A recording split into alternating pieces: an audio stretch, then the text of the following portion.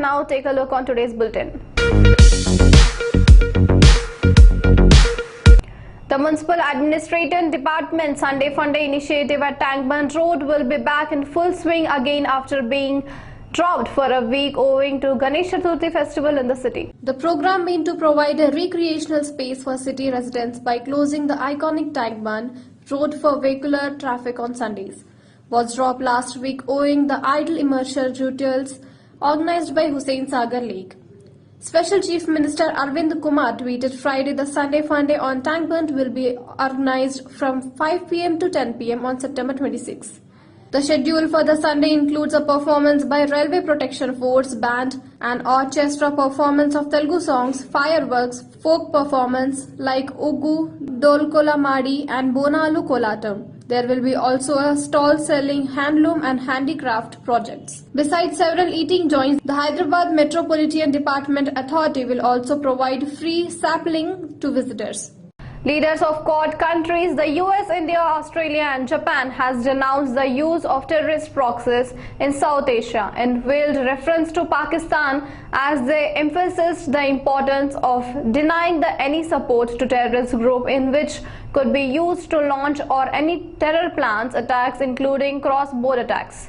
In a joint statement issued after their first in-person Quad summit at the White House on Friday, US President Joe Biden, Indian Prime Minister Narendra Modi, Japanese Premier Yoshihide Suga and his Australian counterpart Scott Morrison said they will closely coordinate the diplomatic, economic and human rights policies towards Afghanistan and will deepen their counter-terrorism and humanitarian cooperation in South Asia. We denounce the use of terrorist proxies and emphasize the importance of denying any logistical, financial or military support to terrorist groups which could be used to launch or plan terror attacks, including cross-border attacks, the joint statement said.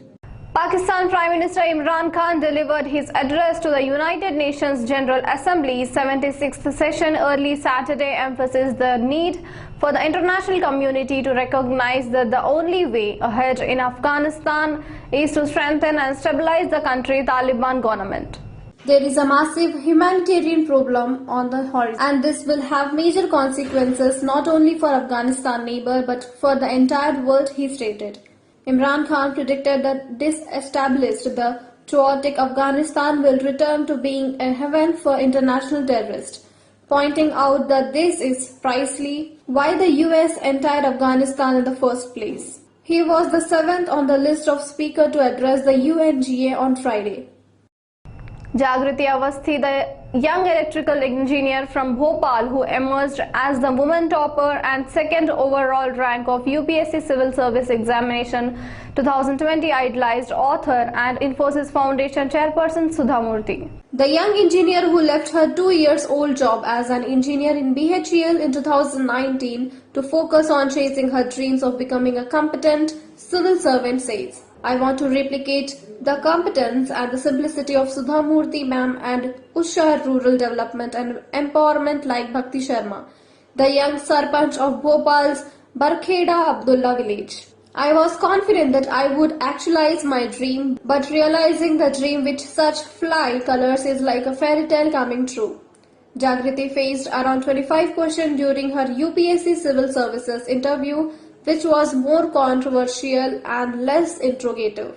It was around 40 to 45 minutes long and covered all aspects, spanning from Sanskrit to Afghan conflict, from Gayatri Mantra to Rajbhoj, and from tribal development and reservations caste census.